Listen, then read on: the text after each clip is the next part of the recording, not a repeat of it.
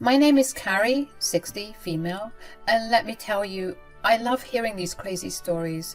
I need to watch how much time I'm spending on this channel because if I'm not careful, I could watch these all day.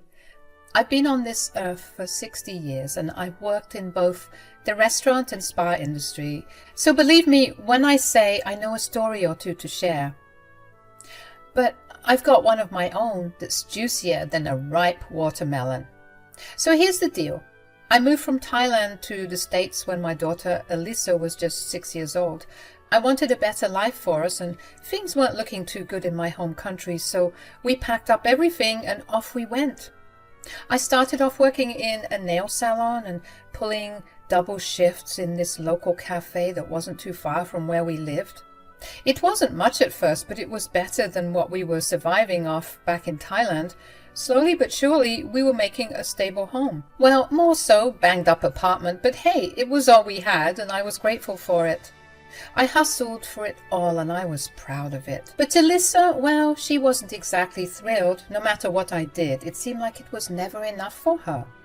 She'd throw fits as she was getting older and older, saying I wasn't cool or that we needed more money because all her friends had the latest gadgets and fanciest clothes.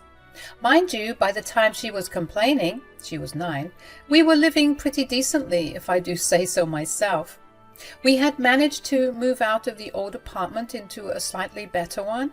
I was even saving up so that I could get her an iPad, and when I gave it to her, she yelled at me and told me that it was the old model, when she wanted the very latest one. I was working my tail off for her, but she couldn't see that. I climbed the ranks in the nail shop and became the manager, and our living situation improved. I got us a house and upgraded her phone and wardrobe, but still it wasn't enough. She kept moving the goalposts, and it felt like she never understood how hard it all was for me. I never burdened her with the details of my struggles, of course. She was my kid. She shouldn't have to worry about that stuff. But looking back, I wish I'd smacked some sense into her when she was 13 and being a brat. Maybe then she wouldn't have gone down that self-destructive path. You see, from 13 onwards, it was like a hurricane hit my sweet Alyssa. Teenage angst, puberty, you name it, everything went downhill. Sneaking out to rowdy parties, having boyfriends left and right. Even now, I look back and ask myself what went wrong and why she hated me so much. I kept telling her that what she was doing wasn't okay and tried to get her more involved in the church and after-school activities. I took her to therapy when that wasn't working, and I always made it clear I was there for her and that I loved her and wanted to be let in so that I could help her. But she kept shutting me out. The harder I tried, the further she pushed me away. I was getting fed up with her antics. But the final straw came when she turned 18. For years it was the same crap. She wouldn't respect me. I ended up being bullied by my own daughter. Our arguments reached a new level, with her sneaking off for days without a word. She'd hit me with the "I'm 18, I'm an adult, I can do whatever I want" line. I told her that her being 18 didn't mean anything to me because she needed to show some responsibility for that claim to actually stick. I would get her gigs at the nail shop, telling her to come and earn her own money so that she could show me that she could be responsible and independent, but she never showed up. We were honestly on the verge of biting each other's heads off. The tension was thick, and it seemed like we were heading for a mother-daughter showdown. One day we were having our usual arguments. She had been out for 2 days and didn't bother to tell me where she was going and what she would be doing. She was honestly out of control. "You're always on my case. Leave me alone." "Alyssa, please, I'm trying to talk to you as my daughter and as an adult." "If you think I'm an adult, why don't you treat me like one?" "I do. Well, I try to. Is it so much to want just a text about where you'll be? I'm your mother. I worry about you." "All I do is worry about you." "Well, you don't have to. You're not the boss of me." "Alyssa, I'm not going to go back and forth with you right now. I want us to fix this. We need help." Please let me book another session with Dr. Raymond. We can be better. I don't want to fix anything with you. You've ruined my life. The argument was reaching its peak when suddenly Alyssa's face turned a bit green. Panic set in as she sprinted to the bathroom, and I followed. There she was, throwing up in the toilet. I held her hair back, rubbing her back, trying to figure out what was wrong. She seemed to be fine, and her temperature wasn't hot. As I was checking, she snapped at me, telling me to get out and to leave her alone. Giving her some privacy, I went outside, and 10 minutes later she came out, holding a pregnancy test that read positive. I didn't even know that she had those on deck. It was all so surprising. Of course, I can't lie. I was shocked and disappointed, but even with that in mind, I kept my emotions in check. Holding her as she cried, I reassured her that everything would be all right. Later that night, after the initial shock had settled, we sat down to talk. I needed to know who the father was, but she confessed she had no idea. It was a heavy conversation, but it was clear we needed to face this together. Alyssa, sit down. We need to talk about this calmly. I don't need your lectures, Mom. This is my life, my mistake to fix. I know, sweetheart, and I want to support you no matter what decision you make. I'm here for you. Support? Like how you've supported me my whole life? Look around, Mom. We're barely scraping by. My life is miserable. Alyssa, I've worked hard to give you a better life. I don't know what else you want me to do. There's nothing you can do. My life is already ruined. Alyssa, I know this must be really hard, especially since you don't know the dad. You don't get it. This is all your fault. If my life weren't so miserable, maybe I wouldn't have ended up here. I never wanted you to feel this way. We can figure this out together. I'm not judging you, I promise. You always judge me. Everything I do is never good enough for you. That's not true, and you know it. I've always been proud of you. Ha! Well, are you proud of me now, Mom, huh? Are you proud of your pregnant daughter? Alyssa, please, calm down. Yelling won't solve anything. I don't want your help. I don't need it. I never wanted you in the first place. Alyssa, that's not fair. I love you, and I want to be here for you and the baby. I don't need your love or your help. I'm done with you. I never want to see you again. Where are you going? I'm going to stay with my friends. I'm done with this dump. Alyssa, please. You know you don't have to do that. I want you to stay. I'll help you. We can raise the baby together. I want you to stay. No, Mom. I'll take care of this on my own. I don't need you. Thanks for nothing. That night, as I begged Alyssa not to go, my mind replayed our entire journey. I felt an overwhelming sense of guilt, questioning if I had failed her in some way. I tried my best, but clearly it wasn't enough.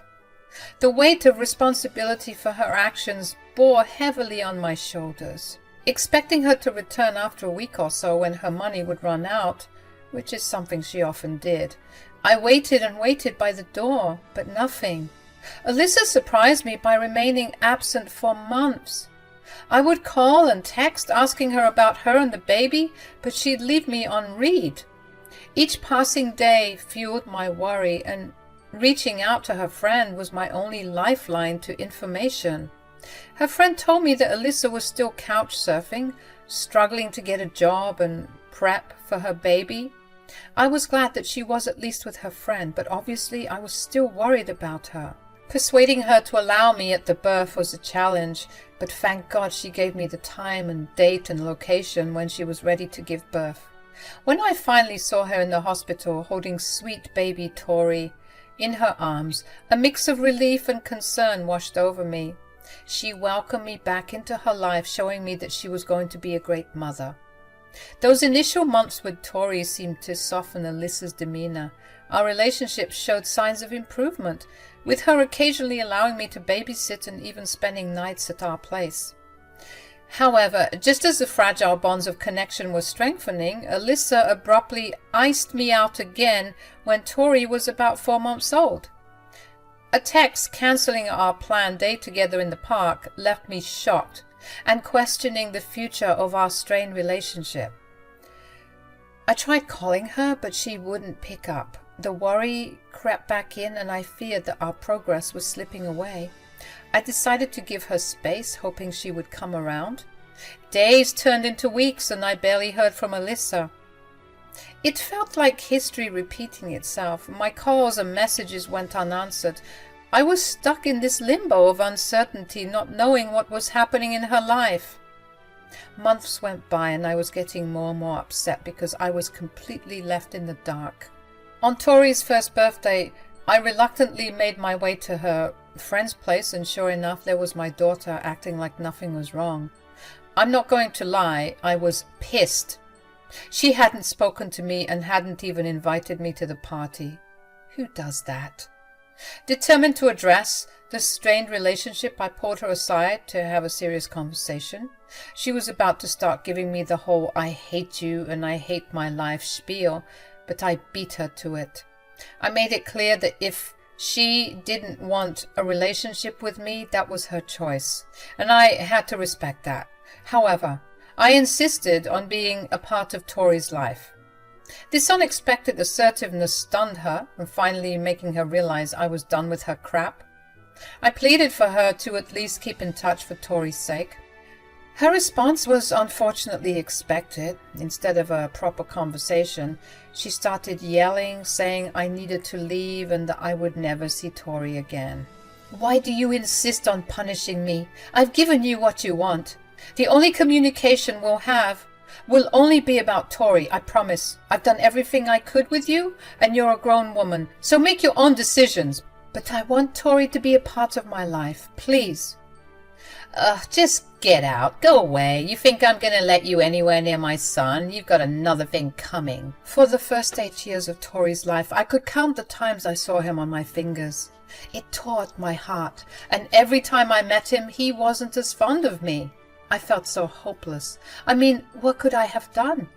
But then something happened that shocked all of us, and it left us heartbroken. When Tori turned 8, he was involved in a horrible accident. Alyssa, borrowing her friend's unreliable and beat-up car to take her son to the hospital, got into a collision with some guy. Alyssa maintains to this day that it was the other guy's fault, but everyone who had witnessed the accident take place said that they saw Alyssa on her phone. Tori wasn't wearing his seatbelt, so the damage was intense. He had severe injuries to his eyes from the shattered glass, and that led to a complete loss of sight. It was a dark and scary time for all of us. Of course, I had to step up and take care of both Alyssa and Tori during their recovery.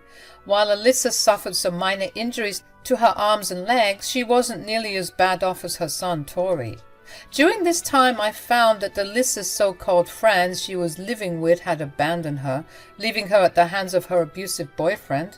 Despite the challenges, she had landed a teaching job at an elementary school, and I couldn't help but feel proud of her for that accomplishment.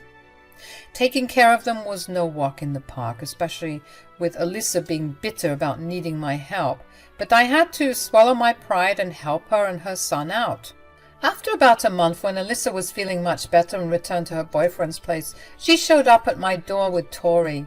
"Tori, go inside and watch some TV or something. Your grandma and I need to talk." I can't, remember?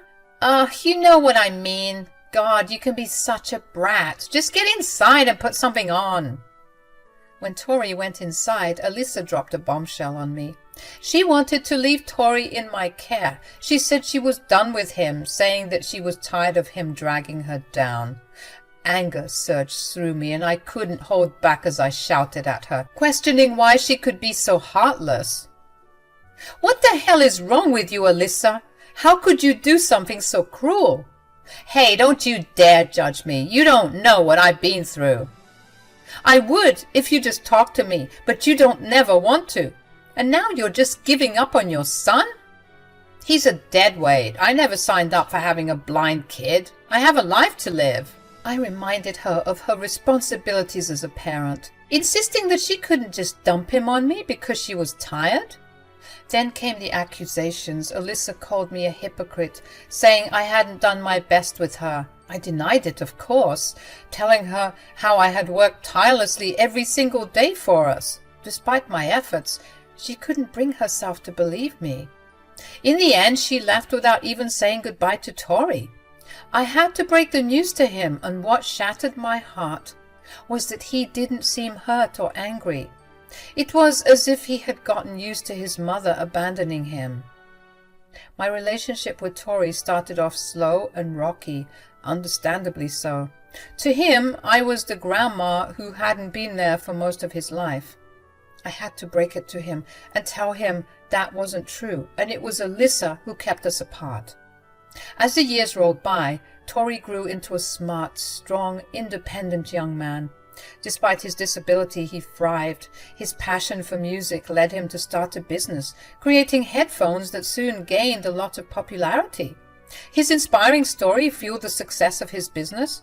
When he turned 18, a full 10 years after everything went down, he was ready to move out, but not before telling me about his opportunity. I was used to it at this point. This boy was all over the country doing tours and being a motivational speaker. I was so proud of my grandson, and I was so grateful because he was always helping me. Well, it's been fun while it lasted. Promise me you'll visit. Of course, Yai. You've made me who I am today. Oh, please, that was all you. No, I mean it. You'd be more of a mom to me than Alyssa ever was. Which is why I'm gifting you a house. What? And a car. Tori, please, don't make this old lady pass out. I'd give you the world if you asked me to. You've helped me so much. Please accept these gifts, and also I would love for you to come see me at Brixton Elementary. You have a seminar there? You know it. Apparently there are a bunch of blind kids who are excited to hear me speak. That's amazing! Oh, you make me so proud.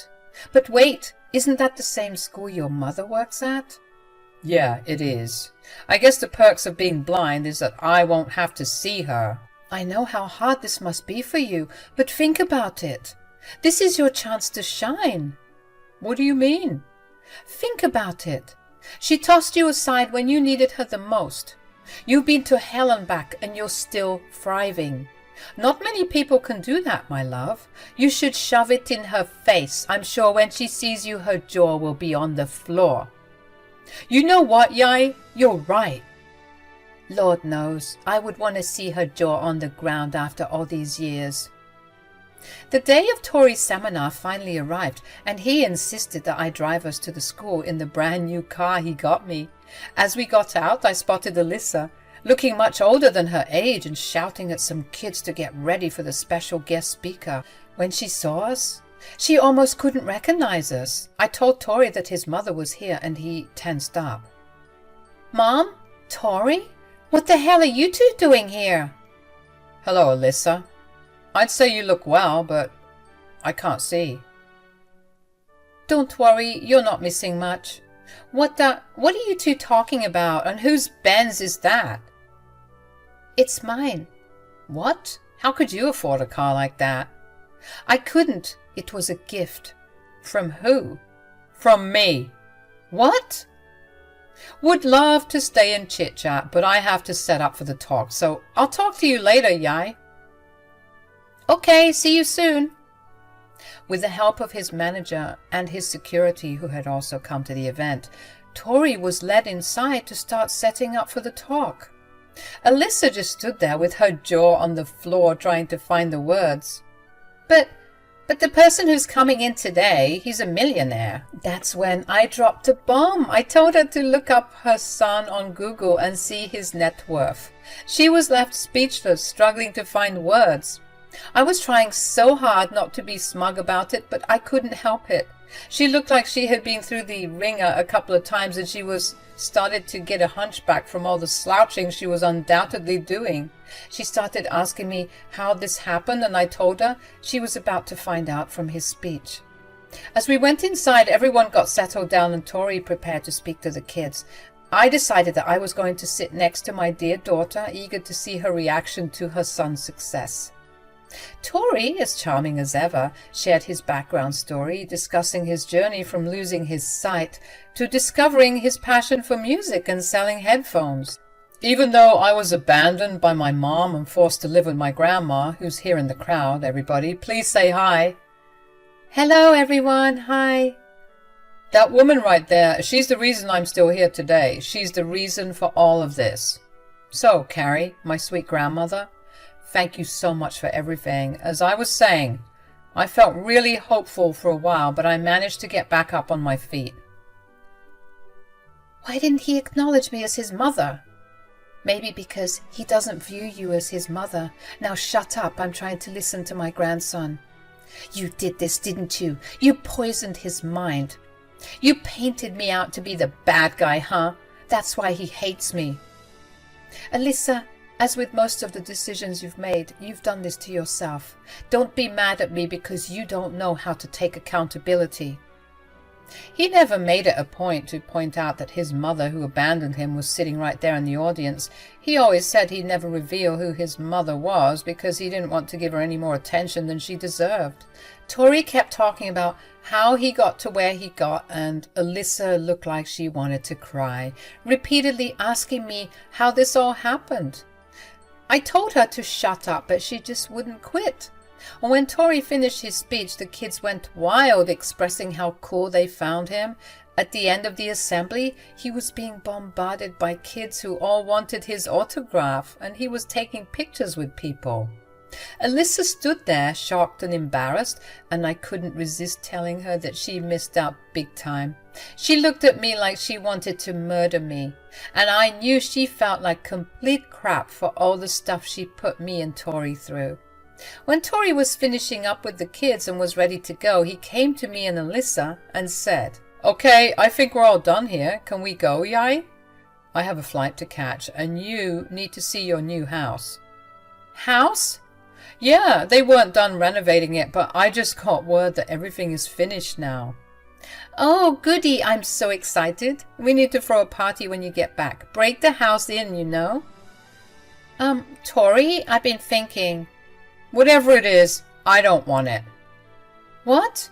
Why are you tearing me this way? I'm your mother, damn it. Alyssa, you are not my mother. Now please let us leave. We have important things to do. This stunned her into silence, and she started coughing and crying as we got into the car and headed home. I know it sounds awful to say as her mother, but karma is a B word. I bet she felt like complete crap.